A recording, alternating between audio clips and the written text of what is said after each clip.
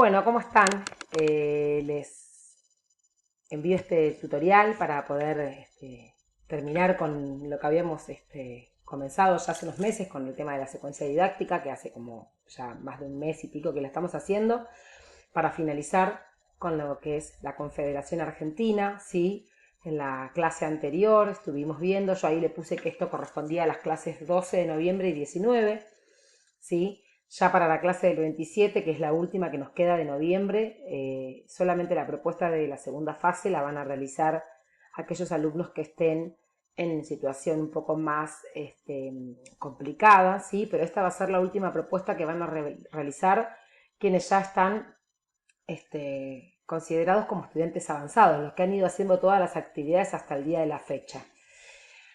Lo que vamos a ver ahora, sí, además de lo que fueron las características del segundo gobierno de Rosas, es ver cómo finaliza la Liga Unitaria, luego de que es firmado el Pacto Federal, del que hablamos la clase anterior, ¿sí? En el tutorial anterior que les expliqué quiénes eran las provincias que conformaban este Pacto Federal, y cómo esto va a llevar a formar lo que nosotros consideramos como la Confederación Argentina, ¿sí? Una vez que se firma este pacto federal, el gobernador de Santa Fe, Estanislao López, encabeza las fuerzas federales y enfrenta a los unitarios que estaban al mando del general Paz en Córdoba. Facundo Quiroga, ¿sí? Por su parte, también inició la ofensiva en el sur de Córdoba y en pocos días recupera Cuyo, integrada por Mendoza, San Juan y San Luis en ese momento, lo que era la región de Cuyo, y después el general Paz fue tomado prisionero, ¿sí? Cayendo Paz, la Liga Unitaria se desmorona, ¿sí? Y para fines de 1831 casi todas las provincias estaban bajo el control de las tres principales líderes federales, de los tres principales, que eran Rosas, López y Quiroga. Los gobiernos provinciales fueron adheriendo al pacto federal y así se conformó lo que se comienza a llamar como la Confederación Argentina, que principalmente, si bien la comisión representativa de todas las provincias estipulada por el pacto no llegó a formalizarse, ¿sí? El Poder Ejecutivo de la provincia de Buenos Aires reasume las relaciones exteriores de toda la Confederación y la futura constitución queda aplazada por la oposición de Rosas. Recuerden que yo les explicaba en la clase anterior que Rosas de alguna manera no quería, ¿sí?, repartir las ganancias de la aduana. La oposición que quizás a lo mejor Rosas mantenía, ¿sí?, o el argumento que él utilizaba para justamente no sancionar una constitución era que las provincias no estaban preparadas para constituirse en una única nación y que era conveniente que se manejaran a través de pactos y tratados recíprocos hasta la pacificación definitiva, ¿no? Con ese argumento dilataba, ¿sí?, el tema de la sanción constitucional, de la realización de una constitución. Para 1832, Juan Manuel de Rosas termina su mandato de 3 años como gobernador de Buenos Aires y a esta altura ya los unitarios habían desaparecido del escenario político, ¿no?, tras las amenazas del gobierno de ser acusados de conspiradores. La división estaba en el interior del Partido Federal de Buenos Aires, mientras que un sector se oponía a renovar las facultades extraordinarias. Los leales a Rosas pretendían darle mayores poderes. Las disputas entre ambos grupos se desarrollaron en la Junta de Representantes, encargada de otorgar estos poderes al Ejecutivo. Los federales opuestos a las facultades extraordinarias argumentaban que era innecesario porque el peligro de la Liga Unitaria había desaparecido y temían que Rosas ejerciera con ellas un poder despótico. Este grupo fue el que obtuvo la mayoría de los votos de la Junta. Aunque fue reelecto gobernador, Rosas no quiso aceptar un nuevo mandato sin facultades extraordinarias, ¿sí? La Junta de Representantes entonces en ese momento designa a Juan Ramón Balcarce, que iba a ser el nuevo gobernador de Buenos Aires.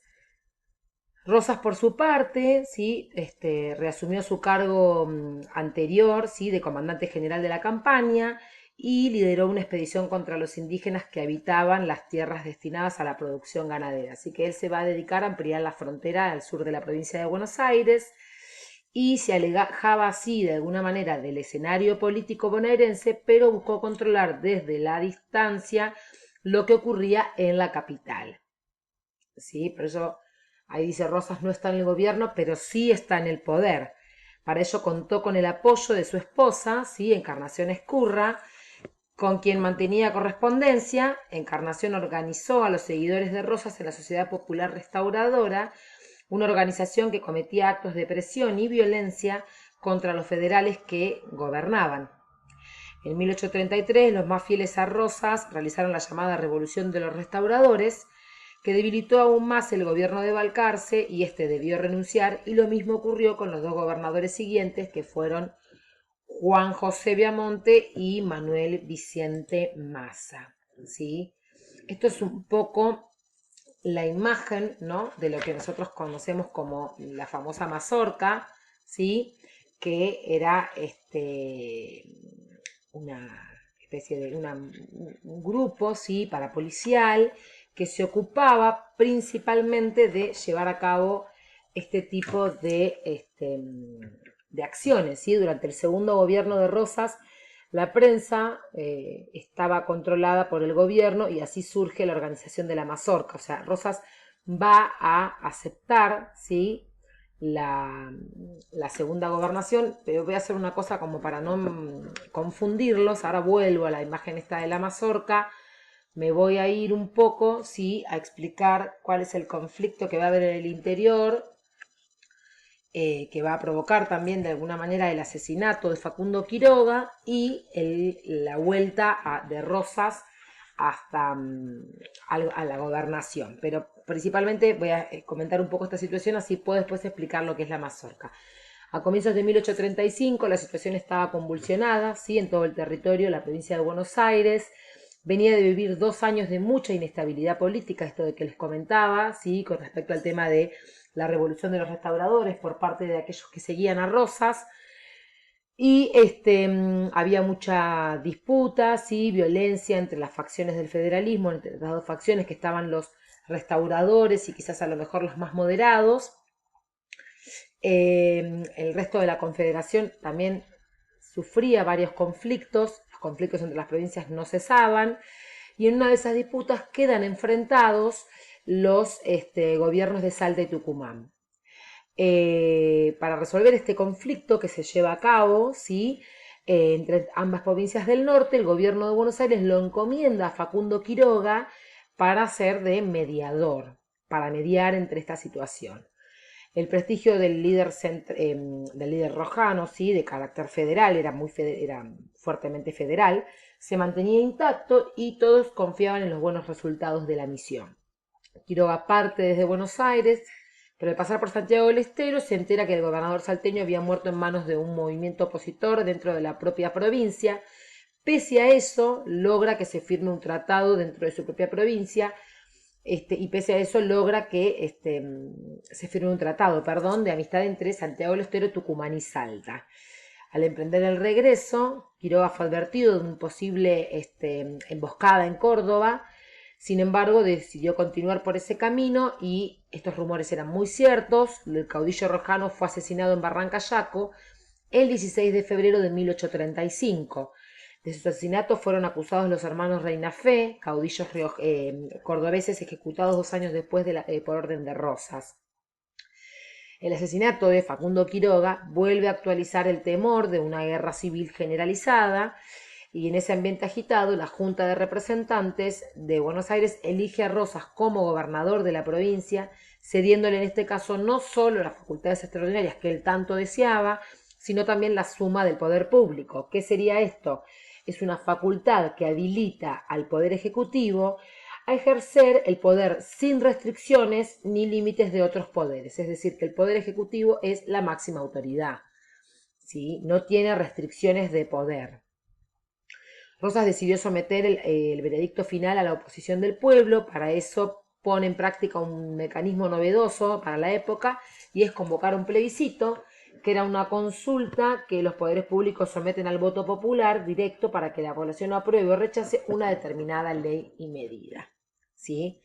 Bien, con respecto al tema de la época de Rosas y la Confederación, quiero que vean, ¿sí?, este videíto que está acá, solamente desde el minuto 19:30 más o menos, que va a ser así por acá, ahí más o menos, ¿sí? Acá, o sea, desde acá, segundo gobierno de Rosas, hasta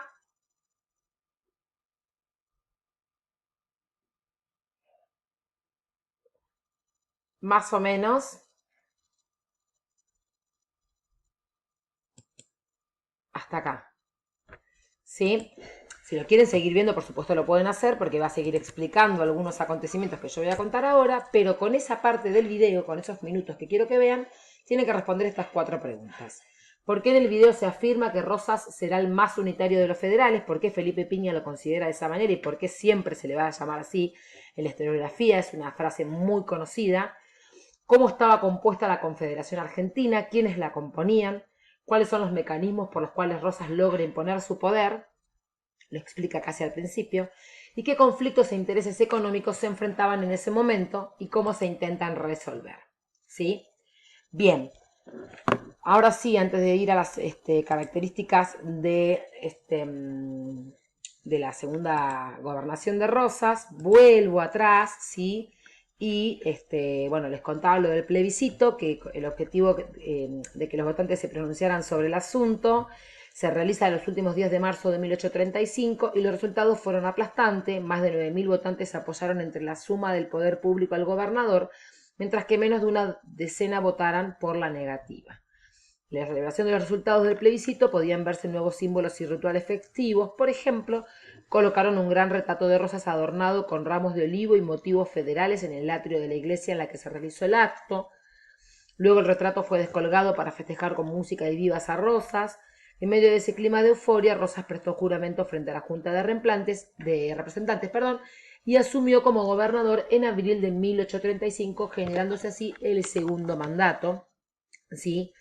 Y para confirmar la delegación de la suma del poder público durante los años en los que se prolongó su segundo gobierno, de 1835 a 1552, el régimen rosista volvió a recurrir al plebiscito en varias ocasiones. Además, continuaron celebrándose elecciones anuales para renovar a los miembros de las juntas de representantes y finalmente en esta etapa Rosas logró imponer una lista única de candidatos que él mismo confeccionaba. Eso para que vean el nivel de tiranía, ¿no?, de Rosas. De esta manera la oposición quedó completamente anulada y no solamente los unitarios quedaban afuera del escenario político, sino también los federales que se opusieran a la política del gobernador. Y de aquí surge, ¿sí?, toda la propaganda rosista, que es lo que les comentaba, que durante el segundo gobierno de Rosas la prensa estaba muy controlada por el gobierno y surge una organización denominada la Mazorca que se encargaba de perseguir a muchos opositores. La Mazorca nunca fue reconocida oficialmente como parte del gobierno, aunque existían probados vínculos. A través de los plebiscitos y de las elecciones, el rosismo buscaba legitimar su poder y mostrar el apoyo popular del que gozaba. En los días de elecciones, el gobierno movilizaba a miles de ciudadanos en la ciudad y en la campaña, y los previsibles resultados eran celebrados con grandes demostraciones y ornamentos de la simbología federal. La divisa punzón, que los varones llevaban en el pecho o en el sombrero, y las mujeres por lo general en el cabello, se convirtió en la insignia de adhesión al federalismo. Había estampas de Rosas o de su esposa también, Encarnación Ezcurra, fallecida en 1838.